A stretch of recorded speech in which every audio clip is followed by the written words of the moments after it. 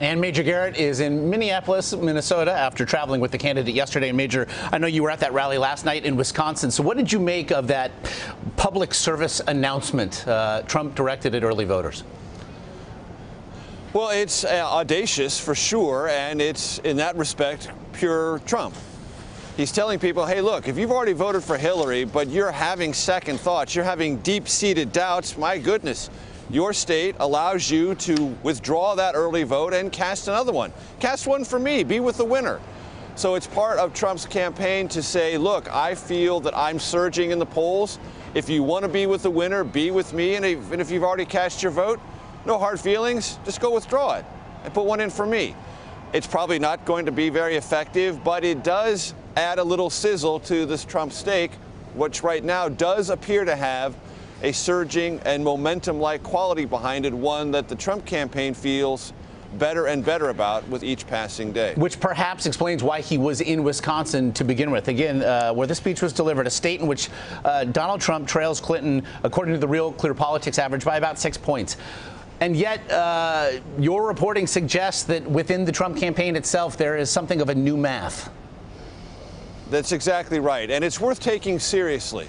Look, if Donald Trump and those around him are correct, they are seeing something that no one else can see. And if they're right, for the next 6 months, if not longer, Josh, everyone in the political community is going to be sifting through what they saw and those in the political establishment missed. So let's take this argument from the Trump campaign seriously, because if they're right, it could be the most important theory in this entire campaign. The theory goes like this. There is a hidden Trump vote worth anywhere from 4 percentage points up to 6 percentage points given the battleground state. Where does it come from? 2 to 3% low propensity voters. Those are voters who haven't showed up in a presidential campaign in maybe 20 years. They're also known to the Trump campaign as the silent majority, people who are literally going to come out of the woodwork, who haven't been seen at polling stations before, and deliver 2 to 3 percentage points that nobody else sees for Donald Trump.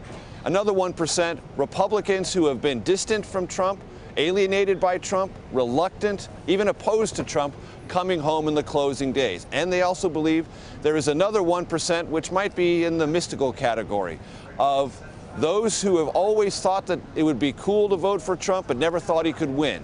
And at the pure psychological level of wanting to be with the winner and sensing he might actually win in the closing days of this campaign, decide to participate and show up and vote for Trump.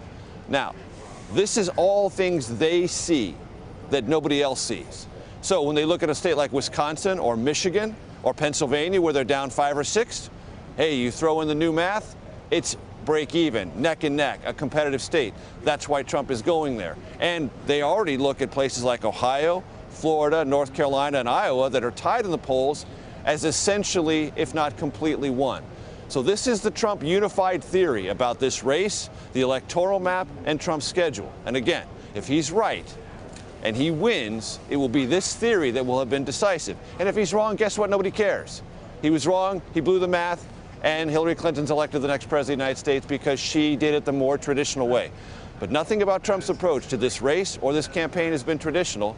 Why should we expect anything else down the stretch? Precisely. Finally, Major, get you out of here with this one. Trump received a rather unwelcome endorsement yesterday. The official paper of the KKK, the Crusader, put the GOP nominee squarely on its cover. You see it there below the headline, Make America Great Again. How's the campaign responding?